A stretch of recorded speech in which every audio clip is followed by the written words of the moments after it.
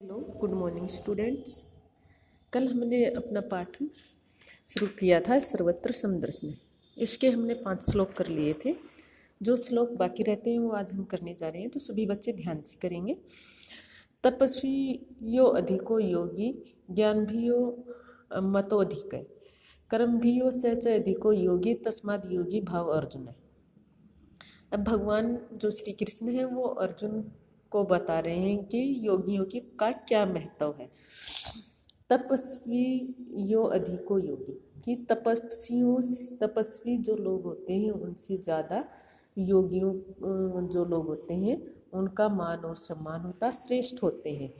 ज्ञान भी यो अभी मतोधिक, और जो ज्ञानी ही लोग हैं, मतलब जिन्होंने वेद शास्त्र को आदि को पढ़ा है, उनका मत भी यही है, उनका भी यही मानना है कि योगी जो लोग हैं वो श्रेष्ठ होते हैं। कर्मी भी सच अधिको योगी, और जो काम करने वाले हैं यानी सह काम करने वाले हैं वो भी क्या है, उनमें भी क्या है, योगी लोग जो हैं श्रेष्ठ होते हैं। तस्माद योगी भव, इसलिए योगी, भव का मतलब बनो, अर्जुन है, इसलिए हे योगी, इसलिए हे अर्जुन तुम भी योगी बनो। तो इसमें ये एक बार फिर से सुनिए, भगवान जो श्री कृष्ण है वो अर्जुन को समझाते हुए कहते हैं कि तपस्वियों अधिको योगी, कि तपस्वी लोग जो होते हैं वो योगी जो लोग होते हैं वो तपस्वियों से श्रेष्ठ होते हैं। ज्ञानी भी यो अभी मतोधिक है, और ज्ञान शास्त्रों को मानने वाले भी लोग जो हैं उन्होंने भी योगियों को श्रेष्ठ बताया है। कर्मी यो भी अधिको योगी, और जो काम करने वाले हैं उन्होंने भी योगियों को श्रेष्ठ बताया है। तस्माद योगी भव अर्जुन, इसलिए हे अर्जुन तुम योगी बनो। तो इसका भाव यही होगा कि योगी जो लोग हैं वो शास्त्र, तपस्वी, काम करने वाले, उन सभी में श्रेष्ठ होते हैं। आगे देखिए, यस्मान द्विजे लोकन द्विजे ये च हर्षम अभर्ष्य भयो देव मुक्तो ये च स में प्रिय। अब इसमें भगवान श्री कृष्ण जो है वो अर्जुन को समझाते हुए कहते हैं कि यस्मान न उद्विजते लोकों, कि लोकों का मतलब इस संसार में जिस व्यक्ति के अंदर उद्वेग नहीं है, लोको न उद्विजिते ये च, और जिस प्राणी के, इस संसार में जिस भी प्राणी के अंदर उद्वेग नहीं है, हर्ष में हर्ष यो उद्वेगो मुक्तो, जो खुशी में और दुख में उद्वेग से मुक्त रहता है, सच में प्रिय, वो लोग मुझे प्रिय होते हैं। तो इसमें भगवान श्री कृष्ण जो है वो कह रहे हैं कि जिस व्यक्ति के अंदर उद्वेग नहीं है, मतलब जिस व्यक्ति के अंदर चाहे सुख हो, दुख हो, लाभ हो, हानि हो, जय हो, पराजय हो, वो सभी स्थितियों में एक सा रहता है, सच में प्रिय, वो ऐसा व्यक्ति मुझे प्रिय है। आगे है, तेज क्षमा धृति शौचम अद्रोह नामिता भवंती संशय देवी अभिजाते भारत। अब भगवान श्री कृष्ण अर्जुन को समझाते हुए कहते हैं, तेज का मतलब तेज क्षमा करने की प्रवृत्ति, धृति मतलब धैर्य, शौचम अद्रोह पवित्रता का भाव होना, नीतिमानिता का मतलब अपने में पूज्यता का अभिमान न होना, भवंती संपदम, और जिसके अंदर भवंती संपदम देवी, जिसके अंदर देवीय गुणों की भरमार है, अभिजात वो पैदा हुआ है, भारत का मतलब अर्जुन।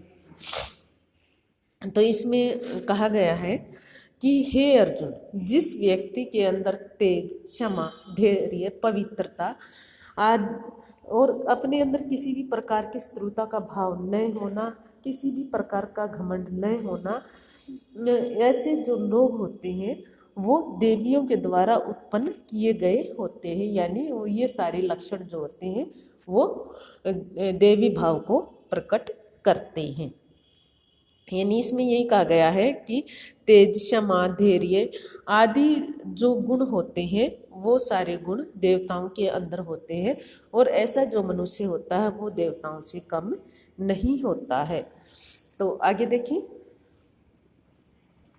दंभो दर्भो अभिमान से च क्रोध पारुष्य में अज्ञानम च अभिजातम पार्थ संपदाम आसुरीम।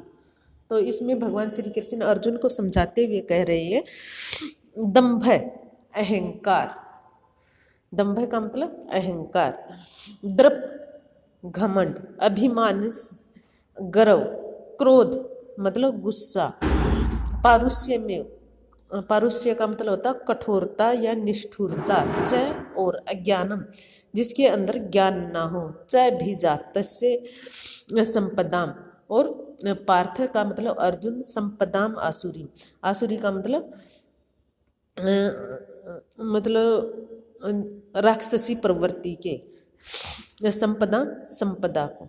तो इसके देखें सरलार्थ, हे अर्जुन, अहंकार, घमंड, गर्व, गुस्सा, कठोरता या निष्ठुरता और अज्ञान, ये सभी क्या है, आसुरी संपदा को लेकर उत्पन्न हुए पुरुषों के गुण हैं।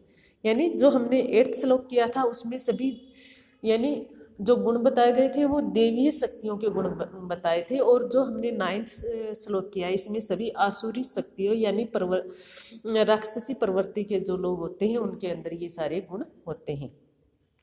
आगे देखें, आशा पास सतेर बधा काम क्रोध प्रायण इहंते काम क्रोध भोगार्थ ये अन्यार्थ संचया।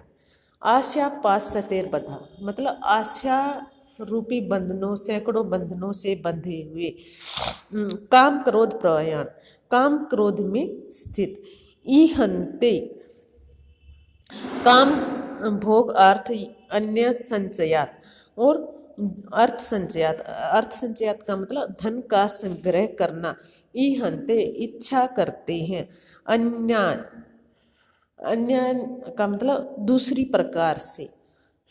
तो देखें कि आशा पास सते बंधा, आशा रूपी सैकड़ों बंधनों से बंधे हुए, काम क्रोध प्राय काम और क्रोध में स्थित, इहंते इच्छा करने वाले, और